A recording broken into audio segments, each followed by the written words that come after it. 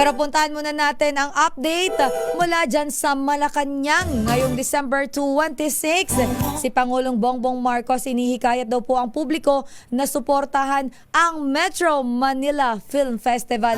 Oo naman, dapat lang sabi ko nga, hashtag support local tayo. Dapat sinusuportahan natin ang sariling atin. Kung ang programa nga ni Sister El na Nightlife, support local artist tayo, dapat sinusuportahan natin ang mga pelikulang Pilipino. At alamin natin ang report mula kay RH14, Miss Leth Narciso. Miss Leth?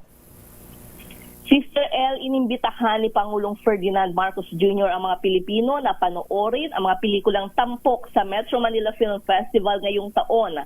Sa kanyang mensahe, binati ng Pangulo ang MMFF na nasa ika-50 taon na ngayon. Binigyang diin ito na ang MMFF ay bahagi na ng buhay at kultura bilang Pilipino dahil ang mga pelikulang bumibida dito ay kwento ng mga Pilipino. Naniniwala si Pangulong Marcos na ang mga kalahok na pelikula ay siguradong magbibigay saya at mag-iiwan ng aral. Kaya naman hinikayat nito ang bawat pamilya at magbabarkada na suportahan ang 10 pelikula ng Metro Manila Film Festival. Narito si Pangulong Marcos. Tangkilikin po natin ang kwentong Pilipino.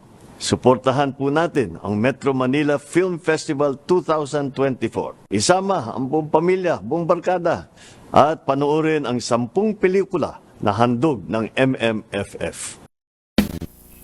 Ayan, Sister El, pwede ka nang manood pagkatapos ng programa mo. Oo dahil nga, Miss ang Leth. MMFF 2024 ay nagsimula kahapon at tatagal pa hanggang January 7, 2025 sa buong bansa. Miss Leth, ngayon ay December 26.